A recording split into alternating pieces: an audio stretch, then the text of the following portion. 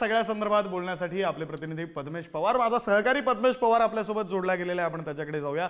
पद्मेश, भारताने विजय मिळवलेला आहे. भारत आता फायनलमध्ये पोहोचलेला आहे.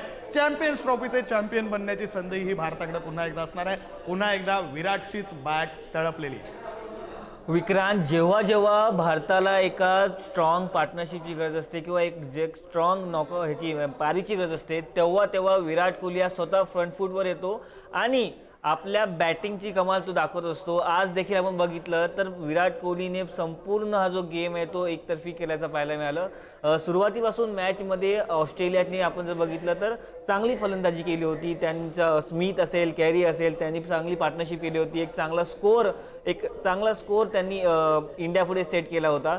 भारतीय संघाचा जर आपण बघितलं विचार तर सुरुवातीला रोहित शर्मा आणि शुभमन गिल यांनी चांगली पार्टनरशिप केली, पण गिल कुठे आऊट झाला. त्यानंतर रोहित शर्मा आणि विराट कोहली यांनी पार्टनरशिप केली. आपण जवळपास संपूर्ण मॅचचा जर आढावा घेतला तर त्यामध्ये भारतीय संघ हा एक चांगली फाईट देऊन जिंकला पाहायला मिळतोय.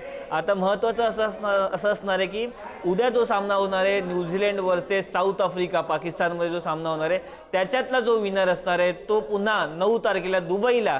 आपण जर विक्रांत तुला एक सांगायची गोष्ट म्हणजे महत्त्वाची असेल की जो पाकिस्तान हा जो संघ आहे, देश आहे, हा चॅम्पियन्स ट्रॉफी जो होस्ट करतोय त्यांच्याच देशात ही फायनल नसणार आहे. कारण ऑलरेडी आता दुबईमध्ये फायनल होणार आहे. त्यामुळे कुठेतरी पाकिस्तानी चाहत्यांसाठी कुठेतरी वाईट बातमी असल्याचं पाहायला मिळत आहे.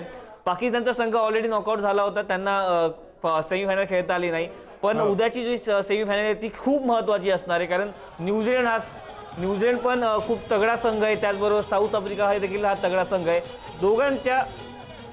दोघांमध्ये जो जिंकणार तो भारतासोबत दुबईमध्ये मॅच खेळणार आहे. विक्रांत, नाही, खरं आहे पद्मेश, तुम्ही म्हणताय त्याप्रमाणे आता भारतासोबत फायनलमध्ये कोण येणार आहे ते महत्त्वाचं असेलच. मात्र आत्ताच्या घडीला हा जो चाहत्यांचा उत्साह आपण पाहतोय तो उत्साह पाहता एकंदरीत असं दिसतंय की कोणी काय येईना फायनलला, भारत जिंकणार हे निश्चित झालेलं आहे. चाहत्यांच्या मनामध्ये याची निश्चिती आपल्याला पाहायला मिळते. बरं, आजच्या सामन्याविषयी पुन्हा एकदा आपण थोडंसं बोलू, त्याआधी ही दृश्य एकदा पाहून घेऊया. अतिशय आनंदामध्ये हे चाहते, हा सगळा तरुण वर्ग आहे जो भारत चॅम्पियन्स ट्रॉफीच्या फायनलला गेला म्हणून जल्लोष करतोय, गाणी लावताय, डीजे लावले जातोय, अगदी नृत्य केलं जातंय. रस्त्यांवर उतरून तरुणाई हे आपला आनंद व्यक्त करते. आपल्यासोबत आपले प्रतिनिधी पद्मेश पवार आहेतच. आपण या काही प्रतिक्रिया ऐकूया. इंडिया जीत गई है, हमारे पूरे देश को बहुत ही आज हर्ष उल्लास और खुशी का दिन है। लेकिन हम दूसरी टीम ऑस्ट्रेलिया का भी सम्मान करते हैं।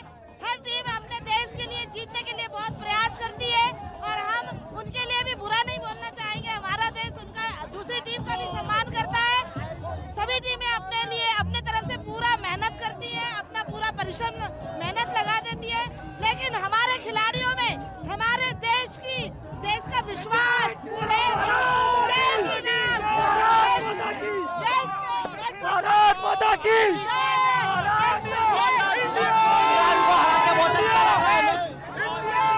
हमारे देश के 140 करोड़ देशवासियों का आशीर्वाद है, हमारी टीम के साथ होते हैं।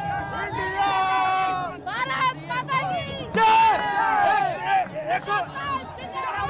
हिंदुस्तान जिंदाबाद। वंदे मातरम, वंदे मातरम।